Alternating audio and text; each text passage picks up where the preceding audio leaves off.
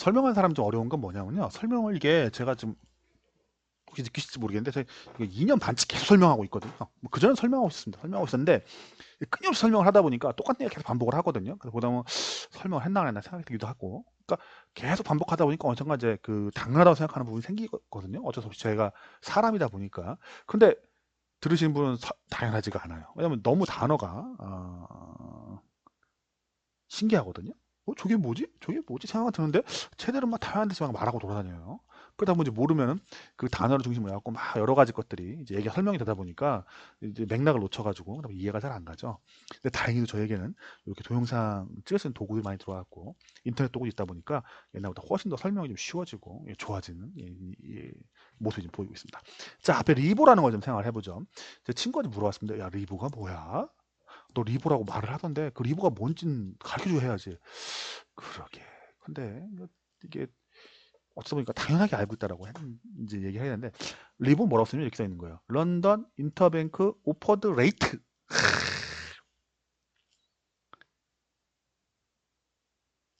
끊임없는 죄송합니다. 이 끊임없는 반복을 계속하고 있어요.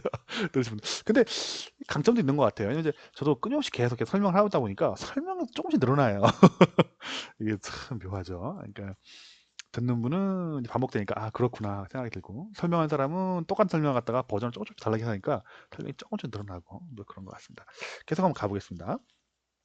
앞에 보신 건 이제 부끄러워하시면 안 돼요. 모르시는 걸 말씀해 주셔야 돼요. 그러니까 본인께서 모르시면 다른 사람도 몰라요. 대부분 몰라요. 아시는 분이 계시거든요. 그분들은 원래부터 잘하시는 분들이었어. 어쩔 수 없고요. 대부분 내가 모르고 남도 모른다고 보시는 게 맞아요. 제가 앞에서 설명을 하고 있잖아요. 근데 제가 설명할 수 있는 이유는 보통 대부분 다 모르기 때문에 누군가 물어봤거든요. 그래서 제가 찾아봤거든요. 모르면 저도 모른다 얘기해요. 그리고 살려 알려주시죠. 위에 계신 라이오님께서도 어제 그 컴파운드 가르쳐주셨죠. 저 깜짝 놀랐어요. 그런 거였구나 내용이 그게 그 연환산이었구나 컴파운드가 뭐 컨티뉴어슬리가 로그 값이라는 것도 처음 알았습니다. 송건님 오셨습니까? 걱정 마십시오. 제가 끊임없이 다시 반복을 하겠습니다. 자, 계속 얘기 한번 가보겠습니다. 그 이것도 역사적 맥락이 있어요. 역사 맥락을 좀 예, 그 간혹 그 역사적 맥락을 들어보면은 뭐 좀 얘기가 조금 더 쉬워요. 옛날에 보면 이제 영국이라는 나라가 있었죠. 영국이 네, 죄송합니다. 이게 반복의 고민 많습니다. 끊임없이 반복을 하죠. 끊임없이 반복을 해가지고 그래도 포기 않고 들어주셔서 감사합니다. 하시다 보면 분명히 아시게 될 겁니다. 왜냐하면 제가 알 때까지 할 거거든요. 음, 무공이산이라고 될 때까지 한다. 뭐 이런 마음으로 끊임없이 하고 있습니다. 그리고 계속하겠습니다. 옛날에 대영 제국이라고 했었죠. 대영 제국. 대영 제국. 대영 제국이라는 나라가 있었는데 이게 대영 제국이라는 나라가 있었죠. 그러니까 영국이 세상을 지배하던 시절이 있었던 거죠. 지배한 시절이 있어갖고 인류역상 이제 가장 거대한 나라를 영국이 만들었죠. 앞에 보이는 것이 이 빨간색으로 되어 있는 것이 대영 제국입니다. 영국이 옛날에 이렇게 큰 나라를 만들었던 거죠. 큰 나라를 만들어가지고 여기다가 이제 군대를 보내고 뭐 땅덩어리 먹고 이렇게 지냈어요. 근데 이게 뭐 보냈다 끝나는 게 아니고 지배하려니까 나라가 넓다 보니까 미국 다 쟤네 거였죠. 넓다 보니까 왔다 갔다 하기 힘들어요. 그리고 또 누군가 이제 배를 타고 왔다 갔다 해야 되죠. 배를 타고 가고 여기다가 또 이제 공장도 짓고 아니면은 여기다가 뭐 상가도 짓고 뭐 이래야 되는데 감사합니다. 상가 짓고 해야 되는데 그렇게 하려면은 뭐 하면 되지가 아니고 가서 하려면 뭡니까? 공장을 지려면 뭐 누군가 이제 회사 사장이 가가지고 짓겠죠. 지을 때 그냥 질 수는 없죠. 물건 사갖고 가잖아요. 물건 사가는데 지 돈으로 합니까? 아니죠. 돈 빌려가요. 왜 빌려가죠? 아니 삼성전자 공장가 진다고 생각해보세요. 그게 얼마나 커요. 이 당시도 당시 기준을 보기엔 꽤나 큰 것들을 줬어요. 그러니까 따르게 지금 뭐 이렇게 생각하시면 돼요. 여기 이제 그 미국에다가 철도를 넣는다고 생각해보세요. 철도는 그 당시 가장 돈 부자는 영국이었어요. 영국 왜 부자냐면요. 옛날에 여기 삼각무역을 했었거든요. 노예를 여기 잡아다가 여기다 팔아먹었어요. 뭐죠? 그러니까 아프리카에서 노예들을 잡아다가 여기 미국에다가 팔아먹고 미국에 가서는 그 노예들이 만든 설탕을 가져다가 다시 사갖고 들어와요. 그런 다음에 여기 설탕을 팔아가지고 그걸로 무기를 다시 구입을 해가지고 아프리카에 또 팔아요. 그럼 어떻게 되죠? 그 아프리카 애들은 무기를 받아갖고 또 노예를 잡으러 가요. 그러면서 중간에서 그 영국은 떼돈을 버는 거죠. 이게 돈이 많이 쌓여서 공부를 한 사람이 많아지고 부여지다 보니까 어느 순간 기술이 이제 어느 정도 발전을 해가지고 산업혁명이 일어나고 그 후엔 더 세져가지고 이렇게 전 세계 다 먹어버리게 된 겁니다. 먹어버리게 되는데 예 감사합니다. 말 좀 부탁드리겠습니다. 먹어버리게 되는데 먹다 보니 물건도 팔고 다 좋은데 그 세상에 제일 좋은 장사가 뭐죠? 항상 제일 좋은 장사는 돈 장사예요. 돈 장사. 뭐가 제일 좋죠? 고리대금업. 왜죠? 가난하고 힘든 애들은 돈을 빌려주면은 갖다 살 못 갚아요. 못 갚으면 큰일 나는 거 아니야? 아니요. 못 갚으면 가산금리로 담보를 뺐죠. 음. 이자를 한 3년만 안 내보면은 확실하게 내가 갖고 있는 집이라든가 내가 갖고 있는 땅이 누구 건지 알 수 있어요. 차도 알 수 있죠. 내 차인가? 아니죠. 은행 거죠. 못 내보면. 영국이 어떻게 하겠습니까? 여기서 돈을 빌려준단 말이에요. 돈을 빌려주고 못 갚으면 어떻게 합니까? 돈 내놓으라고 하죠. 그럼 못 줘! 하고 배째죠. 배째면 어떻게 합니까? 가갖고 이제 전함을 보내요. 전함을 보내갖고 대포를 빵빵 쏴요. 빵빵! 돈 내놔. 없는데 아무것도. 그럼 땅을 내놔야죠. 땅을 뺏어요. 이게 조차지라고 하죠. 일단 이런 식으로 돈 빌려주고 그 막 후려 까가지고 사람 애들 막 목 조르고 막 이런 것들 많이 했어요. 공장도 막 지어주고 가서 돈 빌려주고서 돈 못 갚으면 또 돈 받고 이런 거 했는데 이렇게 하다 뭡니까? 전 세계 상대로 자기네 식민지가 많으니까 전 세계 상대로 했단 말입니다. 전 세계 상대로 했다? 뭐가 이상하죠? 이거 전 세계 상대로 하면 뭐라고 하죠? 인터내셔널이라고 하죠. 그러니까 그 옛날부터 영국은 뭘 했다고요? 처음에 노예 팔아서 번 돈이 있어갖고 돈이 많이 쌓여 있었고 그 돈을 가지고 전 세계 돈을 굴려본 경험도 있었죠. 그 보니까 인터내셔널 뱅크들이 많아진 거예요. 다른 나라는 이런 경험을 많이 해볼 수 있는 에이 무식하지 않은데 감사. 예. 그리고 여기서 이 그 영국이라는 나라가 엄청나게 이제 경험과 그러니까 그런 거죠. 다른 나라들은 그 저희 보면 한국 보고 한국 은행들은 막 능력이 없어, 막 위험 관리를 못해 이러는데 한국은 그런 거 겪어본 적이 없어요. 딴 나라에 갔는데 딴 나라에서 막 인디언들이 와가지고 막 그 자기네 공장을 불사지르고 이런 거 없잖아요. 근데 영국은 옛날에 그런 경험이 있었던 거예요. 인도에다 공장을 졌더니 소자 먹었다고 속이름 발랐다고 막 폭동 나가지고 막 다 막 부셔버리고 막 이런 것도 없고요. 우린 경험이 없어요. 호주에다가 막 다리를 놓는데도 돈 빌려줬더니 다리가 무너져가고 사람 다 공사하다 다 무너져갖고 폭풍이 와갖고 써진 것도 경험도 없고 뭐 이런 우린 경험이 없는데 걔들은 경험이 있죠. 그리고 뭐예요? 돈 빌려주는 거에 특화돼 있는 애들이 거기 모이기 시작하는 거예요. 전 세계에 대한 그 경험, 아프리카, 아시아, 뭐 중동 아니면 러시아에 돈 빌려 돈 뜯기고 막 이런 것들 경험이 너무 많은 거예요. 그러니까 그 국제은행들이 모여가지고 돈을 주고받기 시작을 해요. 얘들이 모인 데를 어디 모르냐면 시티 오브 런던이라고 불러요. 시티 오브 런던. 시티가 C라고 적었네요. 시티, 여기입니다. 시티 오브 런던. 아, 구글은 정말 위대합니다. 이 동네에 애들이 모이기 시작을 해요. 모여가지고 여기서 국제결제은행이 생기거든요. 국제은행들이라고 하겠죠. 저희 보면 뭐죠? HSBC. 완벽하게 되는 건 아닌데. HSBC, 아니면 시티뱅크, 아니면 도이체방크, 아니면 뭐 JP모건 이런 애들이 모여가지고, 음, 서로 이제 돈을 주고 받는 거예요. 근데 얘들이 서로 돈을 빌려주고 빌려올 때 믿을 만한 은행들이잖아요. 금리가 낮아요. 서로 다 아니까. 그리고 장기를 안 빌려줘요. 짧게 짧게 빌려주거든요. 짧게 짧게 빌려주는데 좀 길게 빌려주기도 하죠. 얘들끼리 주고받는 금리를 뭐라고 부르냐면요. 런던 은행 간 국제은행 간 결제 금리라고 불러요. 런던? 런던이죠. 인터뱅크 은행 간 오퍼드 레이트 서로 주고받는 금리 이걸 짧게 줄여서 리보라고 불러요. 근데 리보도 여러 종류가 있어요. 왜 여러 종류냐면요. 달러로 서고 국제은행이다 보니까 달러로 서로 주고받는 경우도 있겠고 달러 말고 엔화라던가 유로화로도 서로 주고받아요. 금리는 달라요. 근데 국제적으로 돌아다니는 돈 중에 제일 많은 돈이 원래부터 달러다 보니까 기본적으로 저희는 달러 베이스의 그 금리를 봅니다. 그래서 어떤 때는 이게 금리가 높아지고요. 어떤 때는 금리가 낮아져요. 은행간 금리가 왔다 갔다 해요. 왔다 갔다 하는데 보통 우리가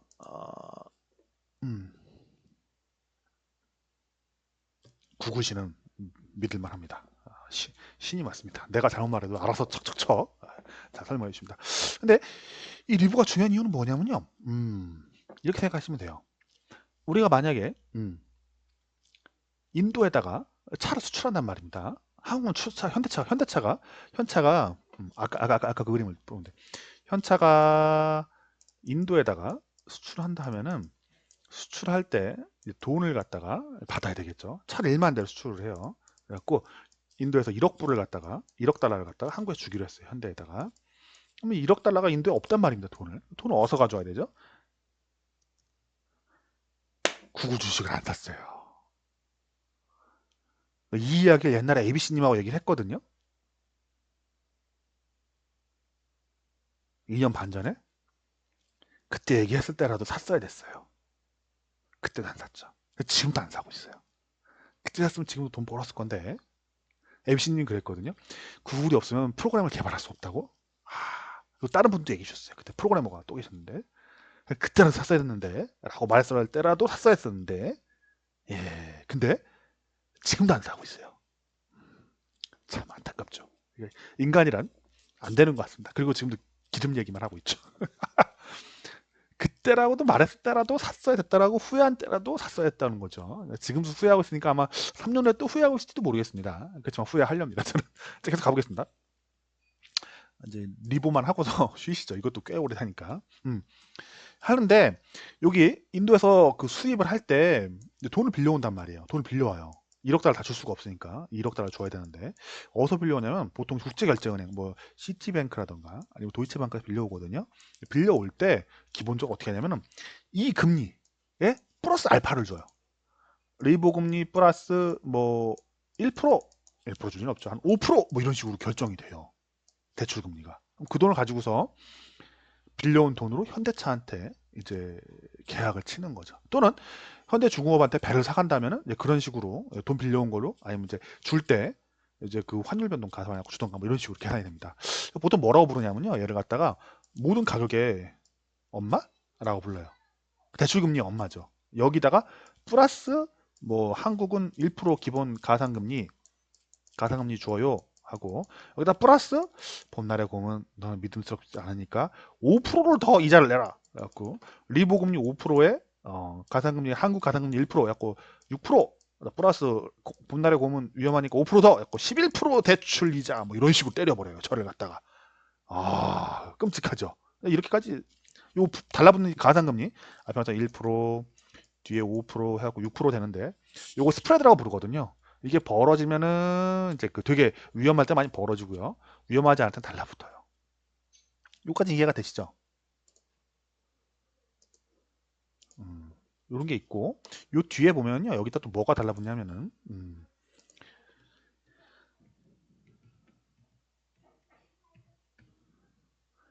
그 이건 이제 은행 간 금리죠. 은행 간 금리고